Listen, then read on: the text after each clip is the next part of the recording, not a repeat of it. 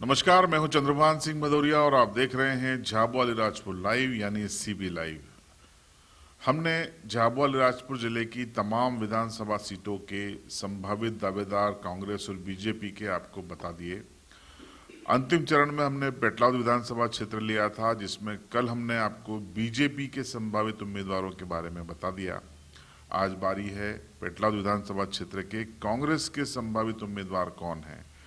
आपको हम ये स्पष्ट कर देना चाहते हैं कि हमने झाबुआ अलीराजपुर जिले की जो 5 विधानसभा सीटों के संभावित दावेदार बताए हैं वो अंतिम नहीं हैं। अगर अगले कुछ हफ्तों में या महीनों में आकर कोई नया चेहरा उभर कर सामने आता है, जिस भी वजह से उभर के सामने आता है, तो हम नया वीडियो जारी करके उस संभावित दावेदार को भी उसमें शामिल करेंगे। लेकिन हमें ऐसा लगना चाहिए, फीडबैक इस तरीके का आना चाहिए, सार्वजनिक तौर पर उसकी सक्रियता समझ में आनी चाहिए, तो जरूर हम पेश करेंगे। फिलहाल जो आज की स्थिति है हम आपको सामने रख रहे हैं। बात कर लेते हैं पेटलावद में कांग्रेस से कौन दावेदार हैं। नंबर 1 पर फिर से वाल सिंह मेड़ा ही सबसे प्रबल दावेदार हैं।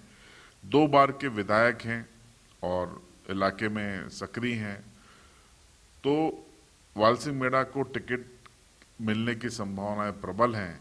क्यों हैं, तो हम बात कर लेते हैं संभावित दावेदार के मजबूत और कमजोर पक्ष के बारे में। तो मजबूत पक्ष की बात करते हैं हम वाल सिंह मेड़ा की। वाल सिंह मेड़ा 2 बार के विधायक हैं, ये सबसे बड़ा मजबूत पक्ष है, सीनियरिटी बनती है उनकी। नंबर 2 ये है कि वो कांग्रेस के जो तीनों गुट हैं, दिग्विजय सिंह गुट, कमलनाथ गुट और कांतिलाल भूरिया गुट, इन सब से उनके संबंध ठीक ठाक हैं, किसी के लिए वो खतरा नहीं है, इसलिए वो यहाँ पर रिपीट होने के प्रबल दावेदार हैं, मजबूत पक्ष है। तीसरा है कि वो सरल हैं, सहज हैं, हमेशा उपलब्ध हैं, ये उनका मजबूत पक्ष है।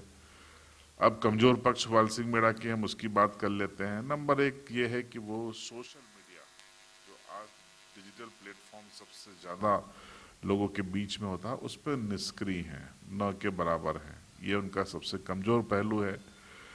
दूसरा उनका कमजोर पहलू है कि क्षेत्र में अभी तक कोई ऐसा बड़ा विकास काम वो 2 बार विधायक रहते नहीं कर पाए जो वो आसानी से पूछने पर गिना सके। उन्हें सोचना पड़ेगा, अगर आप पूछेंगे तो उन्हें सोचना पड़ेगा। तो दूसरा कमजोर पहलू ये है कि कोई बड़ा उल्लेखनीय काम उनके खाते में नहीं है।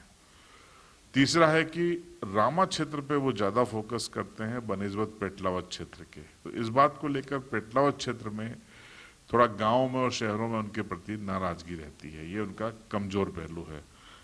अब बात कर लेते हैं अन्य उम्मीदवार के बारे में।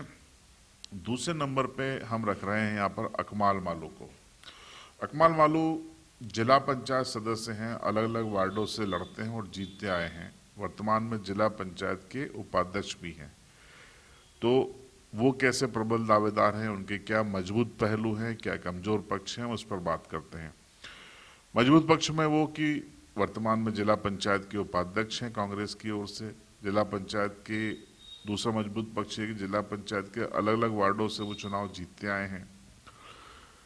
तीसरा, विधानसभा में उनके समर्थक कार्यकर्ताओं की जो संख्या है वो अलग अलग वार्डों में मौजूद है, ये उनके पक्ष में जाता है। तो विकल्पों की कमी है कांग्रेस के पास, ये भी एक उनके पक्ष में मजबूत पक्ष उनका जाता है। अब कमजोर पक्ष की बात कर लेते हैं अकमाल वालों के क्या कमजोर पक्ष हैं। नंबर 1, उनका राजनीति में स्टैंड क्लियर नहीं है। कभी चर्चाएं उठती हैं कि वो बीजेपी में जा रहे हैं, कभी किसी नेता के करीबी हैं, कभी किसी नेता से बागी हो जाते हैं, पार्टी से बाहर भी किए गए थे। तो ये उनका जो पॉलिटिकल स्टैंड है उसको लेके पार्टी को संशय रहता है, ये उनका कमजोर पक्ष है। दूसरा कमजोर पक्ष ये है कि जिला पंचायत में चुनाव जीतने के बाद क्षेत्र से गायब हो जाते हैं और इसकी के चलते उनको क्षेत्र भी बदलना पड़ता है। तो ये जो गायब होना है वो उनका दूसरा कमजोर पक्ष है। तीसरा कमजोर पक्ष ये है कि सोशल मीडिया और मीडिया में उनके नाम की चर्चाएं नहीं होती। क्यों नहीं होती? सोशल मीडिया पर वो खुद सक्रिय नहीं है, डिजिटल प्लेटफॉर्म से उनकी दूरी है, ट्विटर, फेसबुक, व्हाट्सएप, इंस्टा सबसे दूर हैं। ये उनका कमजोर पहलू है। तीसरा नाम है कलावती गहलोत। कलावती गहलोत कांग्रेस की सीनियर लीडर मानी जाती हैं। पेटलाद क्षेत्र में वे महिला कांग्रेस की अध्यक्ष भी रही हैं और संगठन से लंबे समय से जुड़ी रही हैं। कांग्रेस के कार्यक्रमों में वो दिखाई देती हैं। ये उनका मजबूत पक्ष है। दूसरा मजबूत पक्ष उनका ये है कि वो 3 बार जिला पंचायत की सदस्य रही हैं। ये उनके लिए उल्लेखनीय बात रही है। तीसरा ये है कि उनका महिला नेता होना, ये उनके पक्ष में जाता है, क्योंकि पार्टी कांग्रेस खासकर इस बिंदु पर ध्यान देती है टिकट देते समय कि कितनी महिलाओं को टिकट दिया गया है, इस पर भी ध्यान दिया जाता है। तो ये उनका मजबूत पक्ष है। कमजोर पक्ष की बात कर लेते हैं कलावती गहलोत की, कि वो हाल ही में जिला पंचायत का चुनाव हार गई हैं। पहले वो 3 बार सदस्य रह चुकी हैं, लेकिन जो 6 महीने पहले चुनाव हुए उसमें वो चुनाव हार चुकी हैं।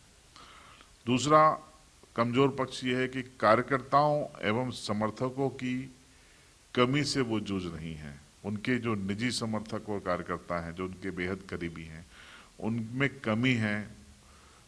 कम संख्या में उनके आसपास लोग देखे जाते हैं। दूसरा कमजोर पक्ष है।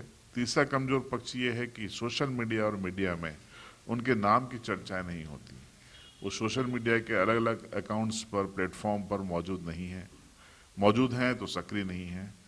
तो आजकल जब पार्टियां टिकट के फैसले करती हैं तो इस पहलू को खास तौर पर ध्यान में रखती हैं। चौथा नाम चौंकाने वाला है, हो सकता है आपको अजीब लगे, लेकिन छुपे रुस्तम साबित हो सकते हैं। बापू सिंह बिलवाल। दरअसल बापू सिंह बिलवाल वर्तमान में 2009 से शासकीय अधिवक्ता हैं, यानी गवर्नमेंट प्रोसिक्यूटर हैं, गवर्नमेंट की ओर से लॉयर हैं, वकील हैं। लेकिन ये कांग्रेस से अपनी युवा अवस्था में जुड़े रहे, किशोर अवस्था में जुड़े रहे। जेवियर मेड़ा, कांतिलाल भूरिया के साथ साथ इन्होंने जयेश और आकाश अजाक्स जैसे संगठनों में भी काम किया है। तो मेरी नज़र में ये दावेदार प्रमुखता से दावेदारी करेंगे, दावेदार हो सकते हैं। छुपा रुस्तम साबित न हो जाएं। आपको याद हो 2008 में किस तरीके से जेवियर मेड़ा छुपा रुस्तम साबित होकर टिकट ले आए थे। तो किसी को हल्के में नहीं लेना चाहिए। इनके मजबूत पक्ष ये है कि ये उच्च शिक्षित हैं। एमए इकोनॉमिक्स किया है इन्होंने, एलएलबी किया है, एलएलएम किया है, अपराध शास्त्र के विशेषज्ञ हैं। ये अति उच्च शिक्षित नेता होंगे अगर ये नौकरी छोड़कर सियासत में आते हैं, टिकट मिलता है तो। दूसरा ये है कि ये अपनी किशोर और युवावस्था में कांग्रेस से जुड़े रहे हैं। कांग्रेस की जो आइडियोलॉजी है उसके कहीं ये निकट हैं। तीसरा इनका मजबूत पक्ष ये है कि इन्होंने जेवियर मेड़ा के साथ काम किया है जब वो युवा कांग्रेस अध्यक्ष थे, कांतिलाल भूरिया के साथ भी काम किया है, और जयेश और अजाक्स जैसे संगठनों से ये अभी भी जुड़े हुए बताए जाते हैं। ये इनका तीसरा मजबूत पक्ष है। कांग्रेस में टिकट देते समय ये एक प्रोफाइल बनता है। वैसे भी कांग्रेस कह चुकी है और बीजेपी भी आरोप लगाती रहती है। अब कमजोर पक्ष की भी हम बात कर लेते हैं। जो बापू सिंह बिलवाल के कमजोर पहलू हैं उसमें वो पेटलावद विधानसभा क्षेत्र में जमीन पर अभी उतने सक्रिय नहीं है जितने सियासतदानों को होना चाहिए। ये उनका कमजोर पहलू है। दूसरा कमजोर पहलू ये है कि वो शासकीय अधिवक्ता हैं बीते 13 सालों से। नतीजा जमीन पर खुलकर कांग्रेस के कार्यक्रमों में नहीं आ पाते। तो कांग्रेस के कार्यकर्ताओं से उनका संवाद कैसे स्थापित होगा, ये एक बड़ा सवाल है। तीसरा है कि जो स्थापित कांग्रेस के नेता हैं वो उनको टिकट मिलता है या दावेदारी करते हैं तो उनकी दावेदारी का विरोध करेंगे इस आधार पर, क्योंकि वो लंबे समय से सियासत कर रहे हैं लेकिन ये शासकीय सेवा छोड़ के जाएंगे। तो ये एक विरोध यानी कमजोर पक्ष बनता है बापू सिंह बिलवाल का। तो ये जो 4 नाम हमने आपको बताए, ये कांग्रेस की ओर से हमारे दृष्टिकोण में संभावित दावेदार हैं। आगे चल के कोई और नाम आएगा तो हम वो भी शामिल करेंगे। फिलहाल इन 4 नामों पर आपकी राय कमेंट बॉक्स आपके लिए है। जरूरी नहीं है कि आप इन नामों पर सहमत हों। असहमति ही लोकतंत्र का आधार है। आप असहमत हो सकते हैं। असहमत हो तो भी लिखिए कमेंट बॉक्स में, कोई दिक्कत नहीं है। चैनल पर नए हो तो चैनल को सब्सक्राइब जरूर कर लीजिए, क्योंकि अब बहुत जल्दी हम विधायक जी का रिपोर्ट कार्ड आपको दिखाने वाले हैं, आपके क्षेत्र में आके, आपके गांव फलियों में आकर। बने रहिएगा झाबुआ लाइव के साथ।